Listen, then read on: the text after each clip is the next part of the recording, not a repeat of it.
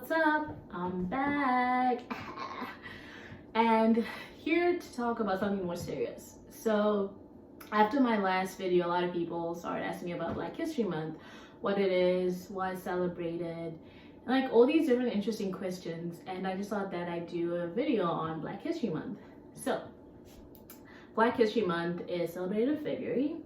It is a month where we celebrate the achievements, we celebrate the impact, the importance of African Americans, Black people on US history.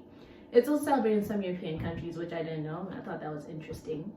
So yeah, it's just a celebration of the the Black community within the United States, and a time to highlight how essential the essential roles that Black people have played in different movements and different inventions and different discoveries, and how without them a lot of things that we have today wouldn't be there right now. So in a way, Black History Month is also a month where like Africans, Black people are under the spotlight in the media, because like it's a month where people are like, oh, we want to see what they're going to do. So it's a month where we have more freedom as to what we want to say, what we want to display, what we want people to know.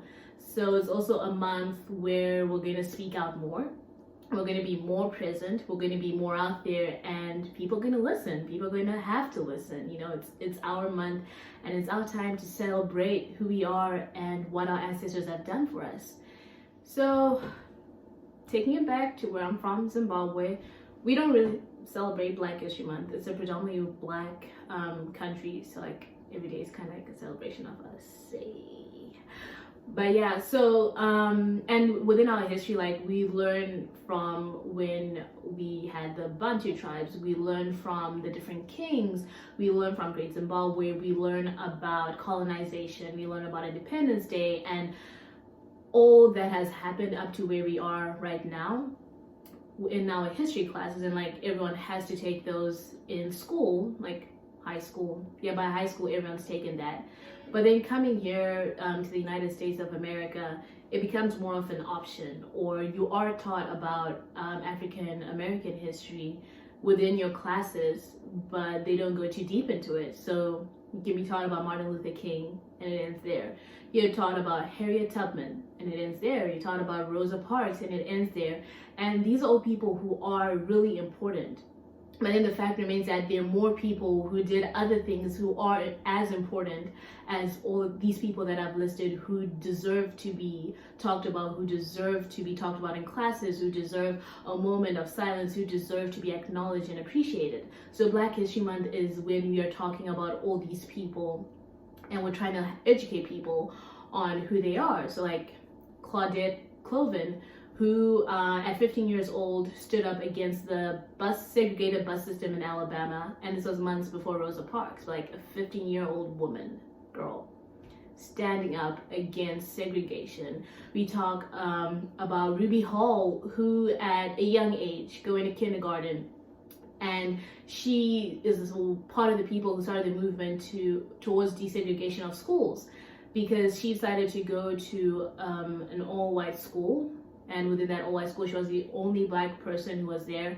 And walking into class, she had to be escorted by marshals into class because of protests that were happening around her. Teachers refused to teach her except for one person. So she found herself going to a school, being escorted by court marshals, and then being in a class where she was the only person taught by one teacher for the whole year around.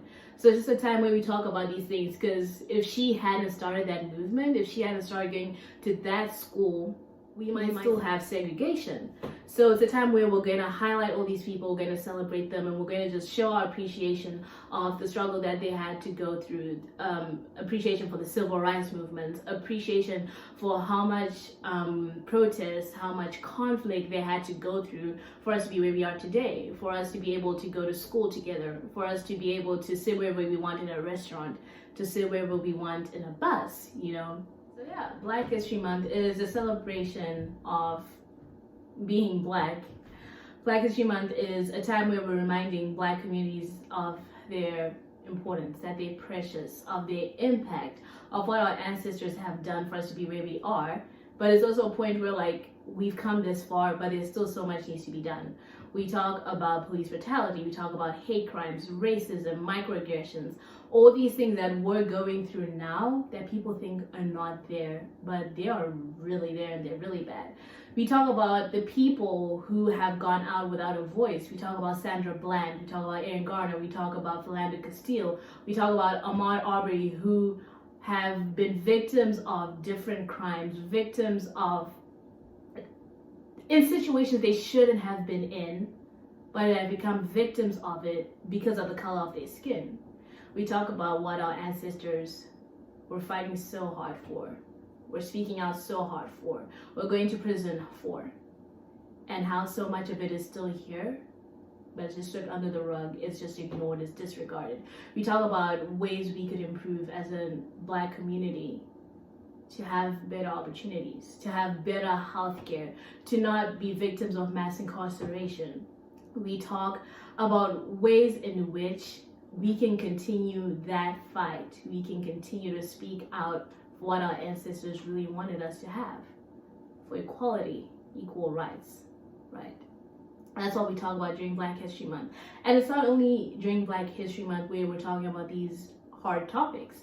We're always talking about them because they're not more prevalent, or they're not only existing during Black History Month, but they exist throughout the whole year, throughout the past, they've existed over the past several years, right? So this is just, we talk about this during Black History Month, but we are always talking about it, we're always speaking out about it, we're always speaking out against it. We're always trying to bring awareness about all these different struggles, these different disparities, all this discrimination that people are still facing because of the color of their skin. So I hope that helped people understand more about Black History Month and what it means, why it's important, why we celebrate it. So, talking to people about Black History Month, I realized that there's a lot of things that people are ignorant about or people are not educated on, because I talk about white privilege, tokenism, about microaggressions, and people wouldn't be too clear or fully understanding of that. So in my next video, that's exactly what I'm going to talk about. We're going to be talking about white privilege, tokenism, racism. We're going to be talking about microaggressions and discrimination. And you'd be surprised by how you've been in situations where you've been a victim or perpetrator of these different things. Because, I mean, growing up in Zimbabwe, I saw racism. I was there experiencing microaggressions, right? All these different things, but I didn't know about it until I was educated on it. So yeah, we're going to be talking about that in the next video. So don't forget to like, comment, subscribe. And if you do have any questions, any comments, feel free to drop them in the comment section or to send me a message on my Instagram, which is right there. Thank you for watching, and I hope to see you guys again. I hope you guys come back to watch my next video. Bye.